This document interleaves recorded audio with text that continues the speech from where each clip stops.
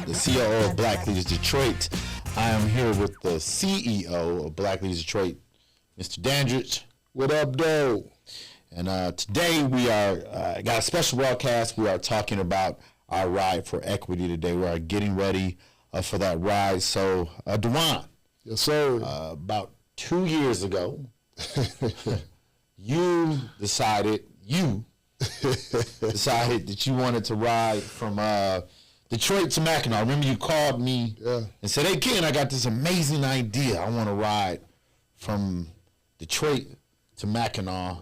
Yeah. And I said, "Okay, you go ahead and do that, Dwan, by yourself." So one, I didn't want to ride from Detroit to Mackinac to begin with. Initially, we were talking about doing a one-day ride around the city of Detroit. That's right, it was a one-day ride. It was a one-day ride. It was how many miles? Yeah, it was going to be 54 miles. 54 miles, one day. But it was one day. All right. Right?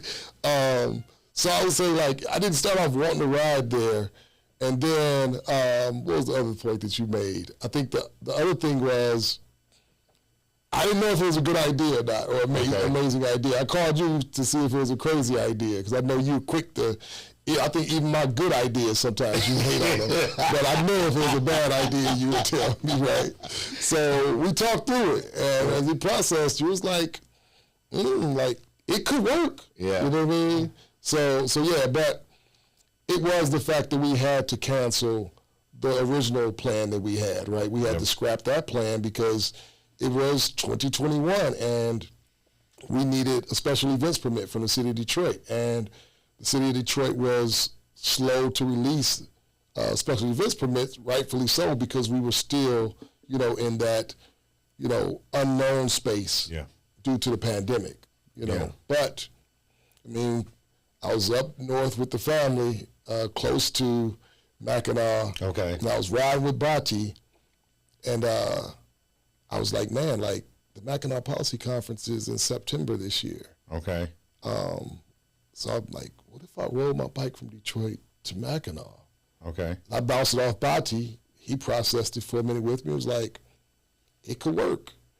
And I called you. I think you were the next person I called. I was, scared to call Kim. You know what I mean? I was scared to call Kim. I thought it would get vetoed for sure. Right. Well, you got to work your way up to her. Getting a yay from her, or her to give you endorse an idea. I mean, some of the reasons why. Yeah, right. But I called you after talking to Bati and after processing it with you, and you were like, after you gave me the hardcore questions to shoot it down, and working through that, it seemed like it could stick, and we continued to explore it from there. Yeah, and especially when I heard why, right? So why did you want to ride from Detroit to Mackinac? Well, I mean, when I'm, giving my spiel on like BLD, I think, one of the things I was looking to learn when in my previous role at Life and Model was how some of the white-led organizations raise so much money but also so much momentum, right? And I think that, you have to do something out of the ordinary to create momentum. And I think for us, the Mackinac Policy Conference was happening. And, going up there, trying to do something that would definitely help people understand how serious we are about getting equal access to capital for Black entrepreneurs. And that's how serious we are, willing to put, some things on the line, starting to train. And I'd never ridden like that before. Right. You know what I mean? Like I was a 20-mile-a-day guy when I would go out and get a workout in on my bike. We ride an average of 52 miles a day. Every day headed up there. Yeah. So it was a big difference for me, but also, some of the health concerns that I have personally made it something that, I had to really kind of get an understanding of, what it was going to require, and if I can get, again, Kim to approve the ride and where she would be comfortable and not as worried, but also, my cardiologist. So we're not riding bikes on I-75. So it's a No. It's a longer route to to Mackinac. I mean, we might as well be on some of those. We might as well be on some of those local highways. Yes, we might as well be, because they come real fast. Yes, and very close. But talk a little bit about the preparation for the trip. Not necessarily preparation, but routing, figuring out the routes. What did you have to do that first year to even figure out the route? That's a good question. So I reached out to a friend, David Cantura, who's a cyclist who rides a lot. He's been riding for about 15 years. He's also the executive director of Hebrew Free Loan. So he's got a circle of friends that ride. And he connected me with Beth. So Beth is kind of mid-60s, avid cyclist, and she's ridden across the state of Michigan a lot. So she's really familiar with different routes and what have you. So she agreed to connect with me, work with me, and help us route the ride. Okay.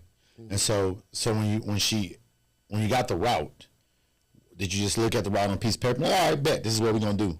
No. And send it to everybody, like what happened. No, I don't do things like that. So, right. So for me, I needed to be familiar with the route firsthand. So in training, what I would do is, once I worked my way up to where I could ride, 50 miles. Yeah.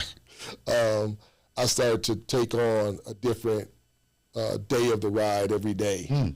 And I would, have Jared drop me off at the last place I stopped at. So I started from riding from Marygrove to Lapeer. Okay. And that's like a 57-mile ride. And I went out and rode it by myself.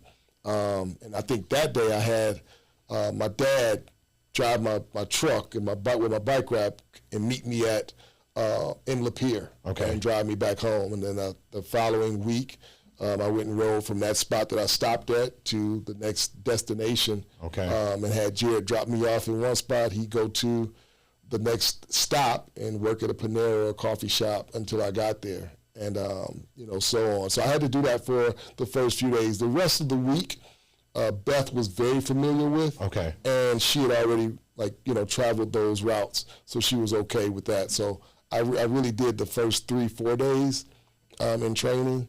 And the rest of it, when I rode it during that week, it was my first time. Yeah. But not Beth's first time. And that's pretty dope. Essentially riding the first half of the route, solo. Yeah. And in some areas, it's just all new, right? So as you were riding solo, what were you thinking about as you're making that ride, knowing that you were going to be joined by a team of people in the next couple of weeks to do this route again, and riding for equity and the makeup of some of those people? Like, what was going through your mind as you were traveling? You know how it is when you ride those distances. You have a lot of thoughts. Right. A lot of thoughts. So my mind would be all over the place, probably whatever, book I was listening to or music I was listening to at times, definitely, trying to monitor and be in tune with my, my heart rate and things like that. Trying to get familiar with the roads to see what felt kind of dangerous, traffic-wise, and what, where was those points where you could get on just a bike trail and just be at ease. But, one of those days when I was traveling between Saginaw and Clare by myself, we're coming behind a crazy election cycle, and, I'll just be honest, I saw Trump signs in a lot of spaces, and, I remember on our ride, when you see a Trump flag or a Trump sign or even a Confederate flag on some of those paths, it definitely makes you think, It's a red flag. Red flag, right. So that's what you was thinking, right, when you saw those? That's what I was thinking, man. And I'll be honest, I started having, thoughts and flashbacks of Ahmaud Arbery, you know what I mean, running and being gunned down in Georgia. Because you solo. Solo. Yeah. Solo. So, I'm thinking to myself, Dwan, maybe you should be armed while you're riding through here. Yeah. Right? And, I don't carry. I'm not anti anymore. Carry anymore. Anymore. You always gonna be this other guy Now that you run BLD. But keep going. Why you bring up all this stuff? Keep going. Yo, I don't care. Anymore. But continue. But I used to have a pistol good pump in my lap at all times.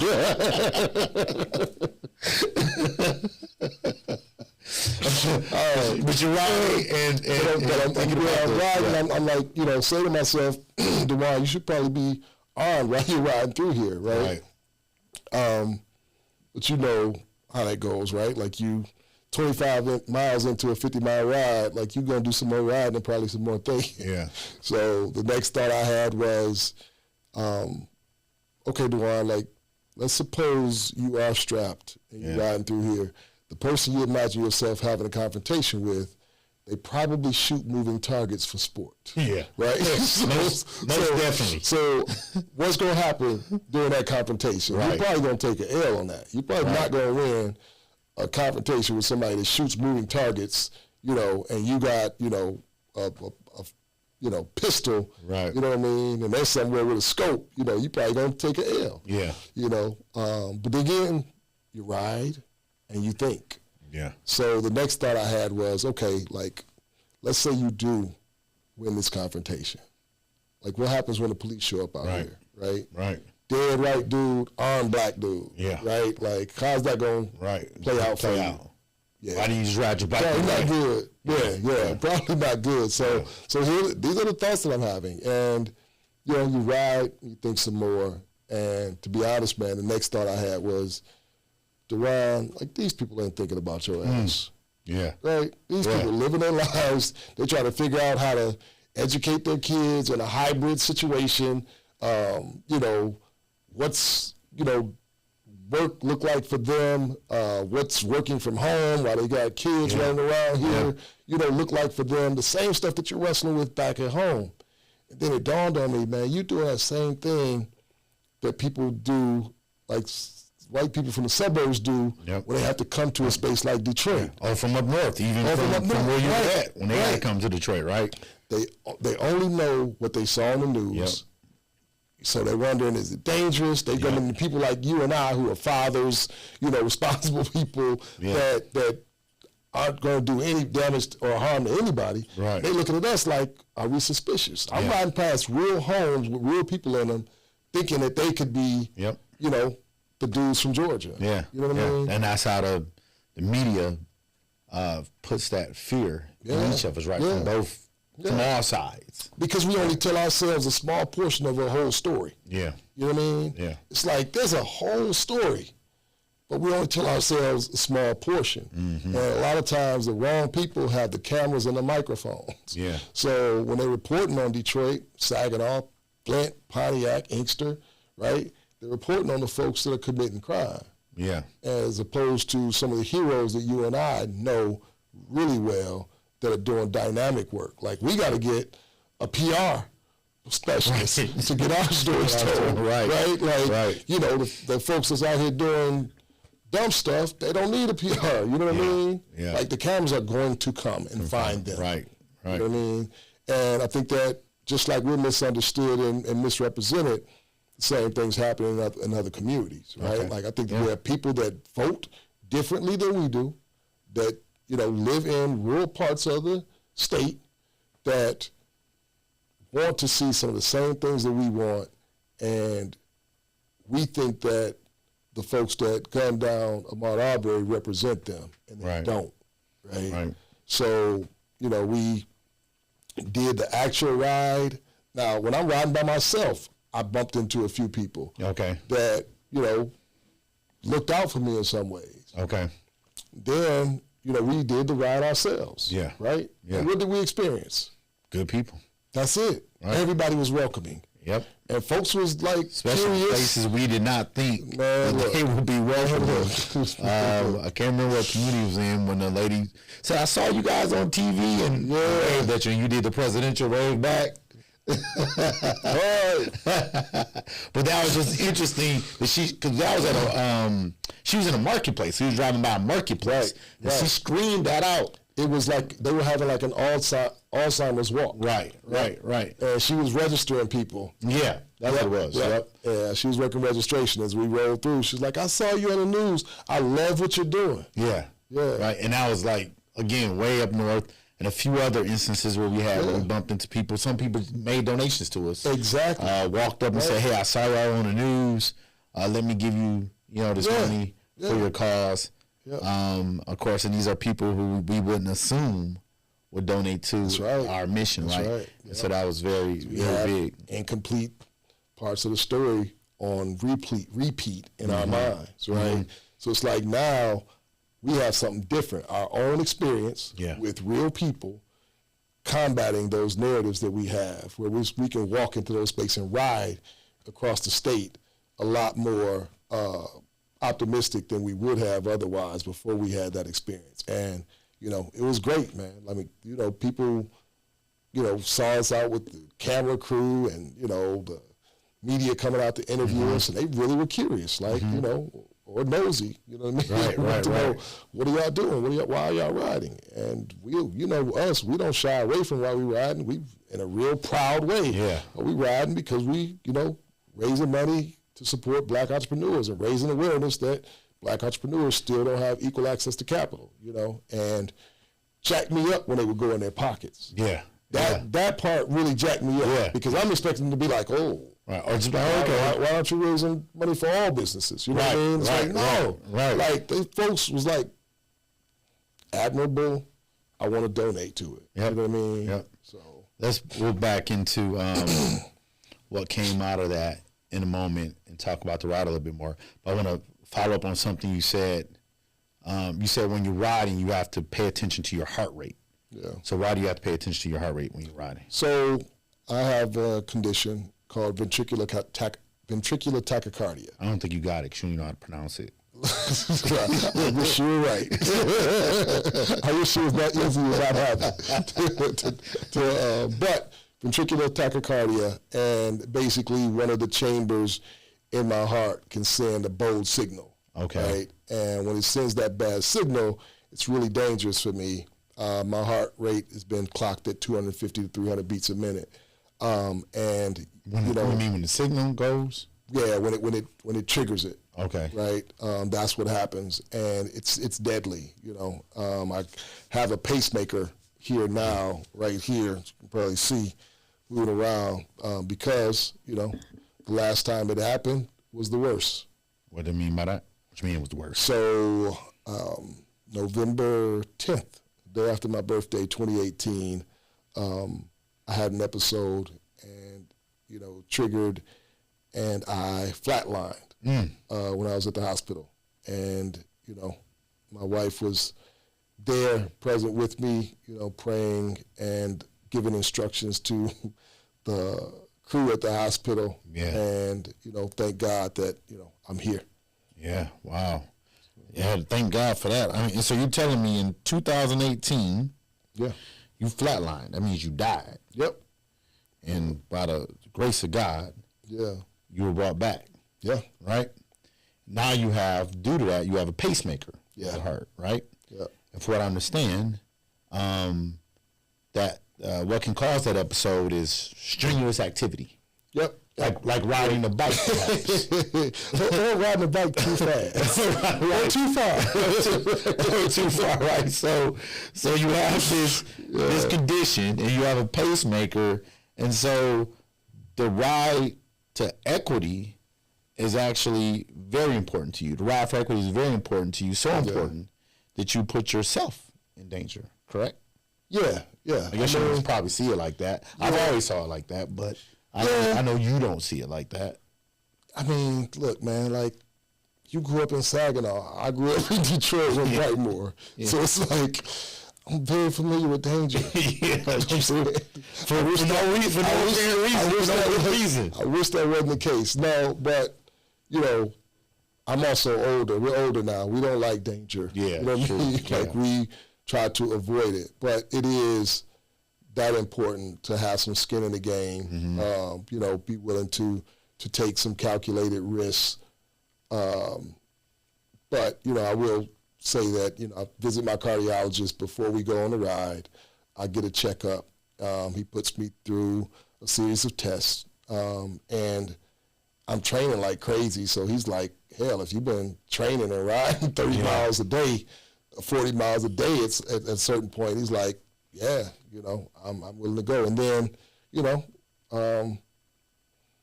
I got the pacemaker. So, it's a little bit of insurance. So if things get too out of hand, then hopefully it never gets to that point, because I heard that it's really painful. The one time that I did get shocked is I was flatlined, so I was gone. So I never felt it. You know what I mean? Right. So it has a reading on it that if my heart rate gets up above 200 beats a minute for 15 seconds, then it will go off and give me a jolt. Okay. Yeah. Wow. So I'll just make sure if that ever happens, I'll grab you. You know me, I'll be like, Ken, help me. That's kind of like when you let me fall on my bike. I didn't let you fall, man. You know what we gonna come do? You gonna blame it on everybody.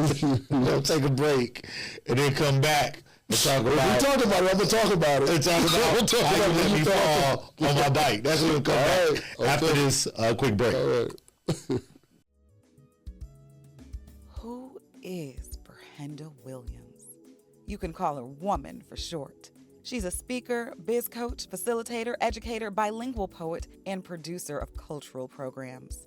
Her work is interdisciplinary and intersectional: race, gender, culture, and spirituality. She has spoken on the stages of corporate, academic, religious, and faith-based institutions, as well as rallies, moderated panels, and served as an event host. Get the Be Intentional experience. Log on to BrehendaWilliams.com. That's BER-HENDA Williams.com. All right, we are back with Speak for Yourself. Today, it is Ken and Dwan talking about our ride for equity. So Dwan, we left off after our break talking about you told us about your heart condition, and then also we talked about how you let people fall on bikes. How you don't. I remember when we was riding, we came. So when you're riding, if you have click-in pedals. Yeah, click-in pedals. If you don't click out of the pedals, if you fall, you go on with the whole bike. If your bike falls, you're going down with it. You're going down with it, right? Yep. You can't click out quick enough. And so we're riding with our video crew. One of our video crew members who were here today, I think it was his fault as well. Actually, I think Jared was driving. So, matter of fact, everybody in this room is at fault, except for you, except for me for me falling. And so we get the van that Jared was driving didn't stop or stopped without letting us know. And then Martez ain't let us know either that we were stopping. And so we chat there too. You guys went there. Yeah, Jonathan. So as we get to the stop, they all just stopped. Then we had to stop quickly, and I started to fall. And you were standing there. You were stopped. Not me. I stopped. You were stopped. You was brace yourself and you stopped. And as I went to fall, you could have held on to. We have the same type of shoes, right? We do. Right. So I had click-ins too, right? Right. You did. So for some reason, I was able to click out. You did. And stabilize myself. You were more experienced rider than me, correct? Okay. And so when I get to the stop, I go to fall, and what did you do? I said 10 birds. I can't remember what I did. I watched you in slow motion, hoping that the camera crew caught it. That's all I was thinking. Was like, I hope they got this. See, that's just scandalous. That's exactly. They probably did, but after you cussed them out so bad, they probably deleted the footage.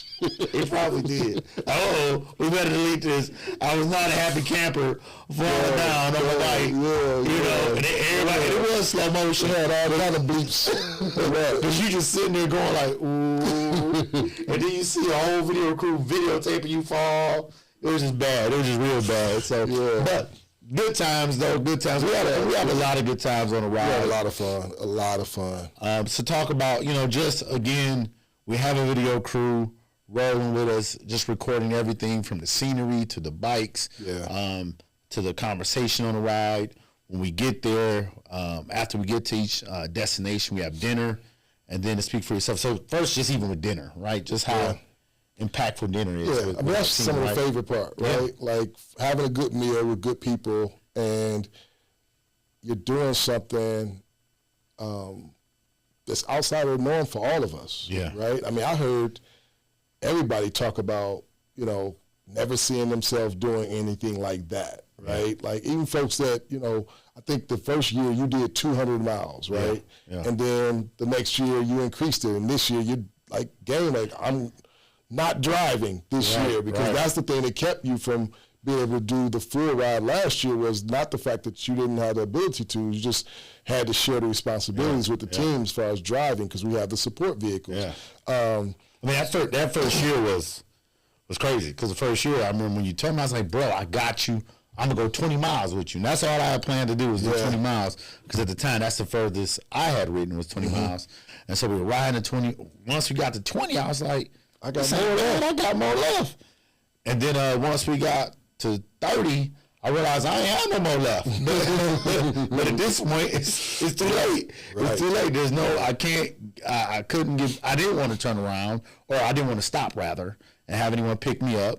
And so I remember it was you and Jeremy, y'all were just booking, y'all had to stop and wait for me. And that, you know, became a little bit embarrassing for me. So, and that was our first year. So I was like, hey, y'all go ahead. We have I have the final destination. Once we got so far, I think we were in Lapeer. Where it's like, you know, 4 or 5 miles left. Yeah, to go. It might have been like 10 miles. It felt like 10 miles. No, once you're on that Lapeer Road, I think it's a total of maybe 7. It felt like 100. It probably was only 7. That road is long, and it could have been closer to 10. But I think at a certain point, we would ride, and you'd fall back maybe, you know, half mile, you sit and wait, and catch up. At a certain point, you were like, I got it, you know, and we took off. Yeah, and I wanted y'all to do that.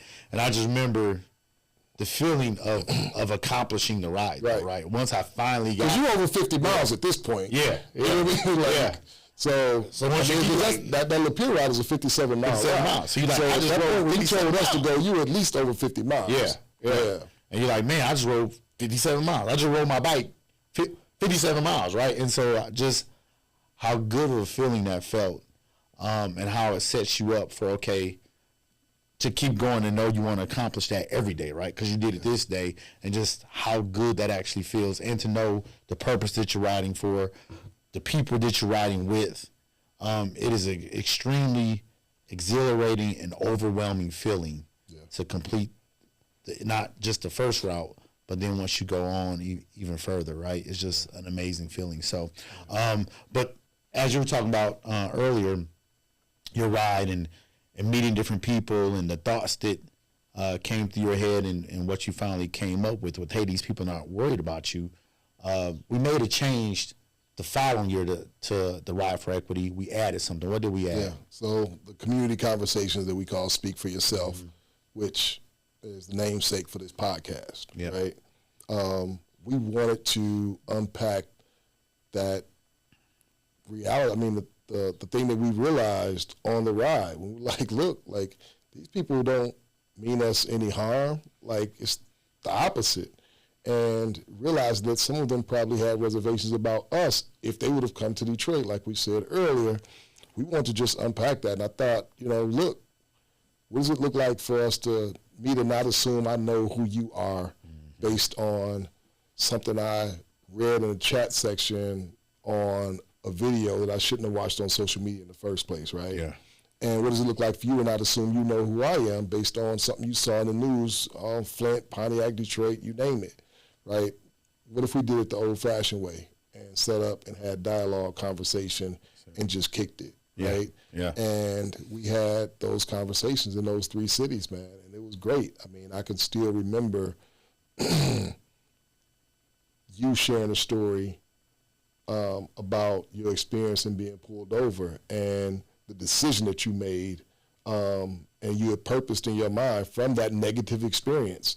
And also, I think you being a father kind of changed your perspective on that even, right? But that was a moment that I hadn't heard you share before, especially the way that you shared it, because there's some stories that you share, and you've shared them so many that's kind of routine, but there's some stories that you share and they take you back to that moment in time. And I can tell that when you shared that story, it took you back to that moment in time, and you took me and everybody that was there with us back to that moment in time. And there was some, white people from Clare, but also Saginaw. The one dude was from Saginaw, that you were able to take on that journey, and that's a gift and a painful one for the person that's sharing, is being you, right? Because you're reliving a traumatic experience that you probably haven't even gotten professional help for, knowing you. I know you haven't, right? Right. But you know how we live those traumatic experiences, and the next day, it's like when you grow up and hurt yourself, and you be like, shake it off. Yeah. Walk it off. Yeah. You know what I mean? It's like, that's how we live those experiences. Yep. It's like you wake up the next day and it's like, okay, we're going to act like that didn't happen. Yep. Shake it off. Shake it off, walk it off, deal with it, go to school, and everything else that you have to do that you're responsible for, But I was glad that we created this space, because there were a number of stories like that were shared, and they were shared by some of us being black folk. There was at least one shared by a white man from Saginaw, your hometown, who lives in Clare now, and he talked about, even his kids, like just labeling him a racist because of some of his political views and some of his stances on certain things. But he's talked about, look, I grew up on the wrong side of the tracks. And he had people telling him that he was never going to amount to anything. So I think for our team, hearing some of the similarities in him sharing his story kind of rocked us all, and have you walking out of that space with healthy questions. And less taking a strong stance on some of your assumptions. You know what I mean? Which I think is a great part of this journey. Yeah, I totally agree. And for that, the reason for even starting Speak for Yourself, right? I even like saying the participation in Saginaw. We had the mayor show up, and Petoskey, right? Saginaw, Petoskey. The mayor showed up. The mayors of both of those cities showed up, so that was pretty dope. And a really good participation from those communities, and having folk come into the space with an open mind and ready to just break bread and have good positive discussions, right? And so just keeping to encourage that, and that we continue to do that and provide that space, is a huge benefit to those communities, but then a benefit to us as an organization, just to be able to listen and understand every perspective from every lens of a black person, right? Because a lot of times, I know I am definitely at offense to this. I think I know everything black from my lens, right? And my lens is the only lens of everything black, right? And so to be able to listen to everyone's story, and then also from people who don't look like you, listening to their story. So it was a huge benefit to those communities and to us. And I think, a lot of what I enjoyed is just having you facilitated, and us being able to really bring out some difficult conversations from not only our team, but from people in the room, right? And so I really enjoyed that. And then just the opportunities to really discuss those. So just looking forward to that again this year. I want to hear your thoughts on this, right? Because I think if people hear you say you enjoy that, I think my fear is that people may walk away thinking that means it's easy. You know what I mean? And there's nothing easy about that, right? Like having these conversations, being honest in these spaces is something that I have a decent amount of practice in, but that doesn't mean that it's easy. Right? Like you sharing your story, and sometimes being open to hearing other stories. And embrace it as the truth. Because sometimes I want to be dismissive. Right? Sometimes when people talk about their own pain and being like, I had it hard and stuff like that, like those other narratives that I have built up and that I have on loop and on repeat, they are at a conflict, you know what I mean, with them sharing their real honest story. So it helps me understand a little bit about when white people want to give pushback to us sharing truth and real lived experience, because I see myself wanting to do the same thing. Yeah. Now, I have enough self-control to not do it. Yeah. But that don't mean that in my mind, I'm giving pushback to somebody giving their real, true, honest story. You're right. In your mind, you're doing it. And what, like you're saying, why that is extremely important most of the time. And when we communicate, whether it's with your friends, your spouse, a group of people, you have a version of reality in your head. Mm-hmm. And no matter what they say, at times, you're going to lean on the version of reality that you know, right? And so as you were saying, you have to be very perceptive of that and say, all right, let me listen and let me consider and possibly even accept what they're saying is truth, right? I mean, because it is their truth, especially if it's coming from them. Right. It's their truth, right? And so that part is very difficult, as you mentioned, but also being vulnerable and being able to go into those discussions and be vulnerable in those discussions. I don't mind doing that, but I know that's not easy to a lot of people, right? But, of course, I don't mind doing that because I think that's the only way we can heal is through vulnerability, right? Yeah. The only way I can listen is if I'm vulnerable and open to my feelings. Therefore, I should be able to listen and be open to yours. Yeah. And so that is the difficult part of that conversation, as you were saying. And the reason why I do enjoy it is I just love to learn about people. Right? Yeah, me too. You know, and also, as you was mentioning earlier, I have my baggage and what I bring into situations. And so it's just interesting to learn what other people bring into situations and their perspectives and what they went through. And sometimes it can make sense to even some of the things you went through, right? Mm-hmm. Yeah, for sure. Yeah. For sure. Yeah, no, that's good. I mean, I think, man, that's the real work, right? As we talk about trying to solve the problem, like the real work is us, like, you know, getting beyond differences and finding synergy.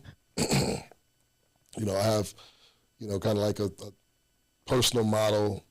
A personal motto is like I work with whoever's willing to work, whoever has their sleeves rolled up, right? Like it doesn't matter to me where you come from. If you're willing to do like the work to right some of the wrongs and make improvements to what we've inherited, I'll work with you.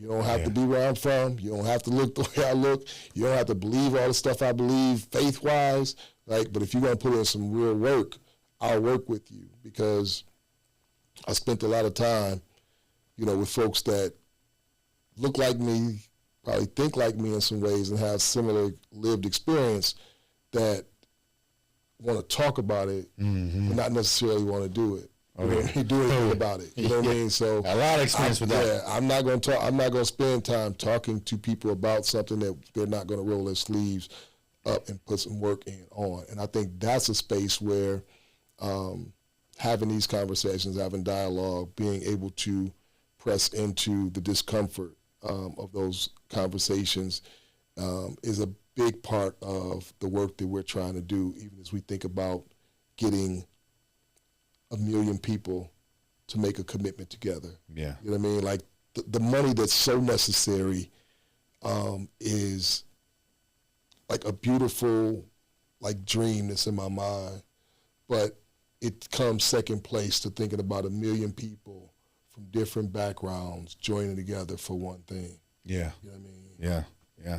And so let's talk about that with the bike ride coming together for one thing, right? So back to the bike ride, Ride for Equity 2023, right? So when does that start? So May 21st. Yep. Through May 27th. And 21st. So what is 27th is the launch day? 21st is the launch day. My bad. 21st is the launch day. Yes. And riding from so right now we're set up to take off from Marygrove campus. Okay. Right. So you know we don't want to confuse. We don't want to confuse people. So there's a chance that we'll take off. We'll launch from U of D. We're still working through those details now. We got some really, really exciting stuff that's going to happen this year at the launch. Like, we're expecting to have 500 plus people come for the ceremonial send-off, right? The launch. And that's from where to where? So as it stands right now, we take off from Marygrove and we ride a 4-mile ride. So that's up 6 Mile to Livernois. We take Livernois from 6 Mile to 9 Mile, and we're escorted by DPD up to 8 Mile Livernois, and then Ferndale Police Department will pick us up from 8 Mile to 9 Mile. Right? And we'll have, a little like celebratory goodbye for those of us that are carrying on. This year it changed from Lapeer to Flint for day one. And those that are just seeing us off, that 500 folk, they will turn around and ride back to the starting point. So one of the cool things is we're going to have a Black-owned bicycle bar.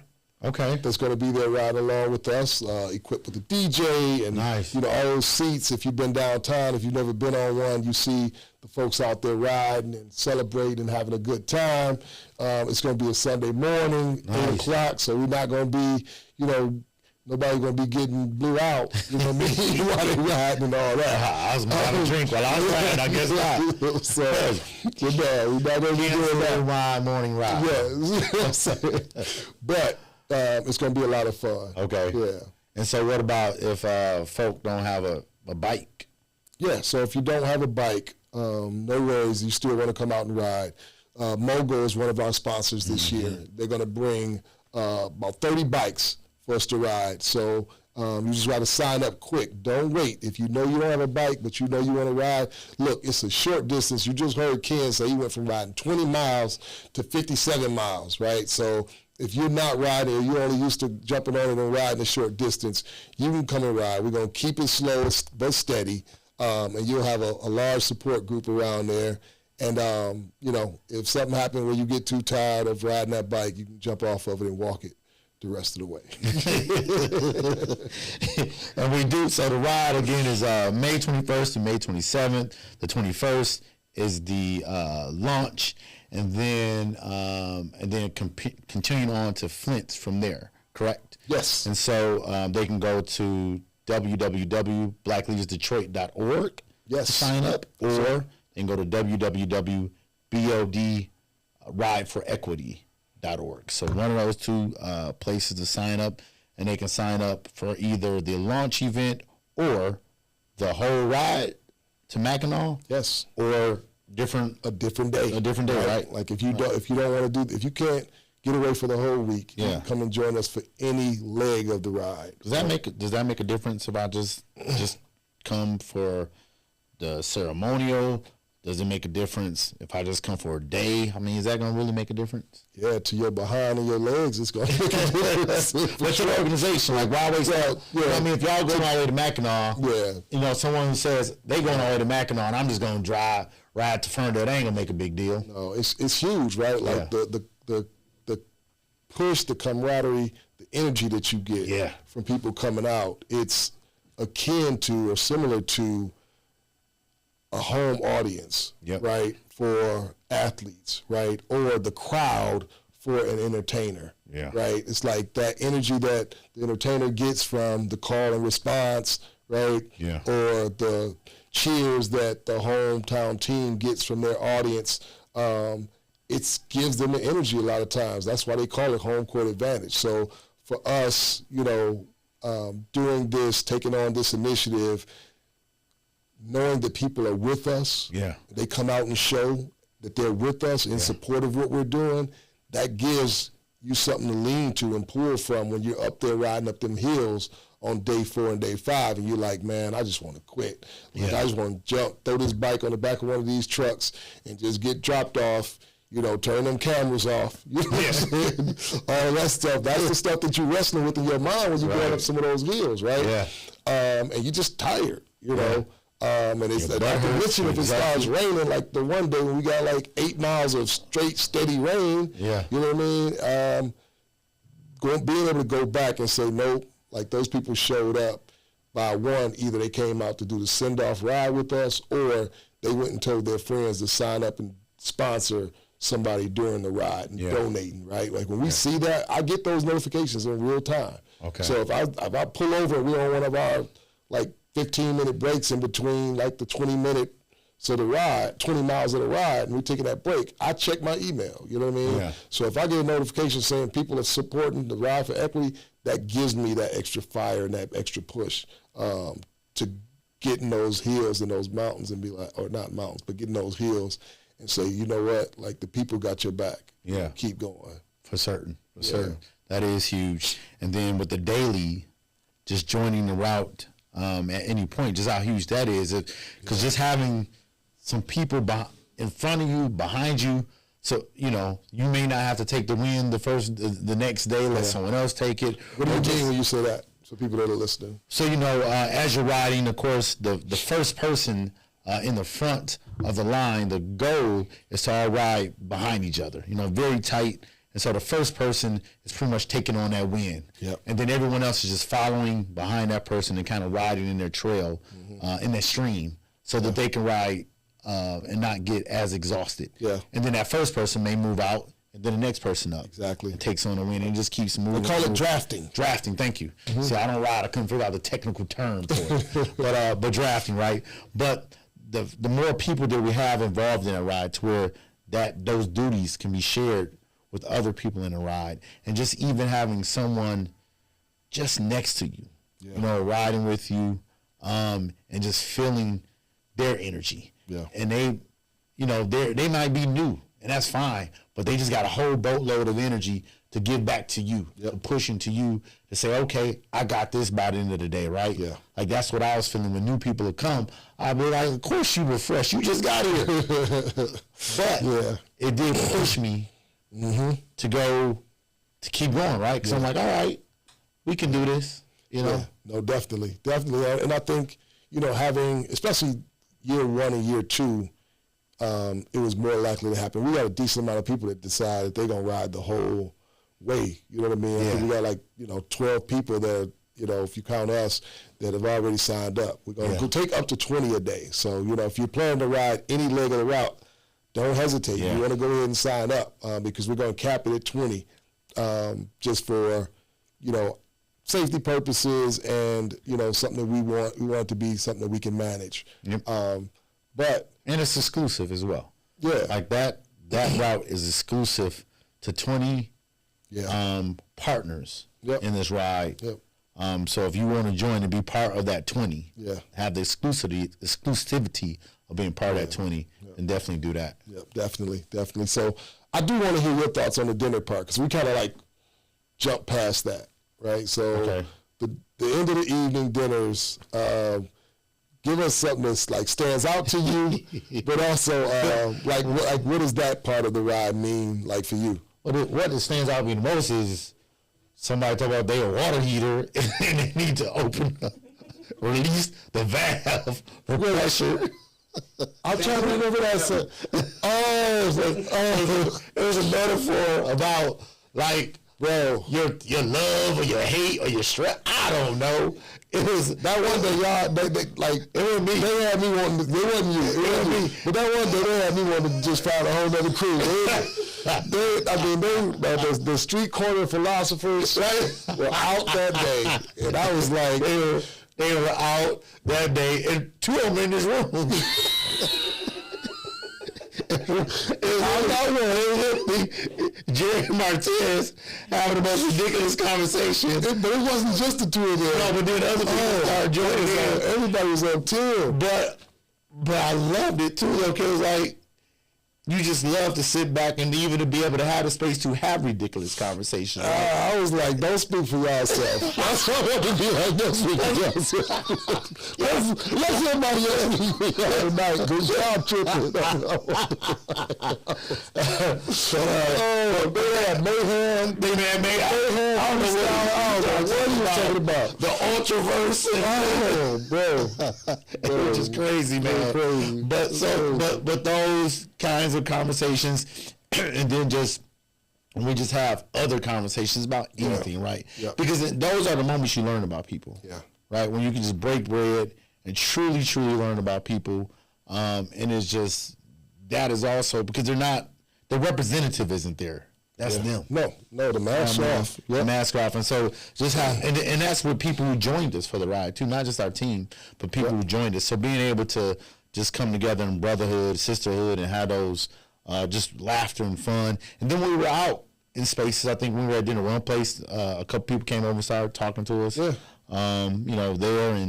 And so that's another thing is whenever we're out, also just the organic conversations that we have. Like when we went and got donuts, right? So we went and got donuts. Of course. Yeah. At wherever I can't think of the name of the place, but they had some bomb cinnamon donuts. Yes. Right? So let's describe the donuts for the people, right? So I think that it's happening more now in some of the apple orchards around, but everybody kind of knows, like when you go to the cider mill, you get those. But this is an apple orchard, so you get the warm donuts, right? Yeah. And if you go to a good one, they got the one with cinnamon on them. Yeah, right. Yeah, I think they use cinnamon and they glaze. cinnamon and a glaze on top of it. Yeah. And when the first year when we did the ride and we stopped, I was like, that's just too much. You know what I mean? Like you don't do the glaze and the cinnamon. Right. That's just kind of overkill. Right. So I tried one. Yeah. I was like, oh, they own something.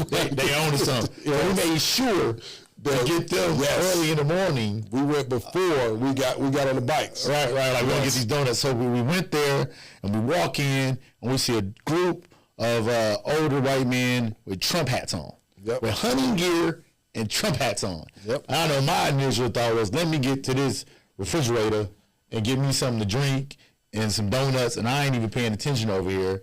And you went over and started having a conversation with them. And how did that go? Yeah, it went well. Because you were focused, and I understand the perception. Yeah. Right. But one of them spoke to you first, and you didn't even hear him because you were zoned out, and you assumed that they wouldn't. Yep. Right. And I ended up speaking to him and struck up a conversation. And again, like several of the people that we run into, they wanted to know, hey, what are you guys doing? Yeah. And then one of the guys was like, I saw you on the news last night. And we tell them, with no shame, look, we are riding, our bikes across the state, heading up to the Mackinac Policy Conference, yada, yada, yada. And they received it well. Their energy was welcoming and inviting. I sat down and we had a conversation, right? And we it was a long conversation too. I mean, it was a long conversation, and them listening to you, because again, Dwan is Dwan in every single space he's in. Yeah. And so them listening to you, you listening to them, and again, speaking for ourselves, right? Kind of impromptu. My favorite kind. Yeah. And it was good. And I promised them, because they were that, you recognize them, right? Because it's real early in the morning, and they're retirement age. Yeah. So they just like the dudes that you would see at a Coney Island here. Yeah. You know what I mean? Or, a donut shop in your neighborhood. And it's the group or the Panera, they get there real early to have coffee and shoot the breeze with each other. And it's a daily ritual for them. So I was like, next year I'll get here early enough to where I can spend more time, with y'all. So that's one of the things I'm really, really looking forward to. Nice. That's going to be dope. I was kind of paranoid, though, with my man. Showed up later on. We was further down the road, and my man showed up like, hey, guys. Like an hour later. Whoa. You might be following us here a little bit. It was like, but it really was passing his house, though. It was like an hour, maybe 2 hours later, because he was lit by then, right? It's like at that point, you were. I'm like, he was lit. And I don't even remember how we ended up stopped, near his house. Did we stop because we saw him, or did something else happen? With something happened. It was time to break. We was taking a break. Wow. Yeah. And we just stopped. And we like, what's up? Is dude following us? Right. You know what I mean? Like, what's the deal? You know what I mean? But it was his house. Yeah, it was his house. But that was cool. Yeah. And so, for clarity, we do take breaks along the route. We have support vehicles, so if someone couldn't complete the ride, they can take a support vehicle back to their starting point. At the end destination, the support vehicles. Let's just say you ride from Flint to Saginaw. At the end of that route, the support people will take someone from Saginaw back to the car and Flint. Take you and your bike back. Yep, to the starting point. Bike car, right. So that's it. Yep. All right, well, I think you got anything else to say about Ride for Equity? No, I mean, want to close it out? We're excited about y'all joining us. We hope that y'all come and hang out with us. We're going to have a blast. We're going to raise some money, and we're going to support some black entrepreneurs along the way. So come and hang out and do it with us. Well, you heard it. See y'all on what, May 21st? May 21st. See y'all May 21st. Peace. Peace.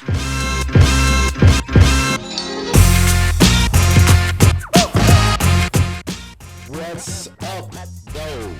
That was it. What up? That you said? I look looking second. I look awesome right now. That's not how you say it.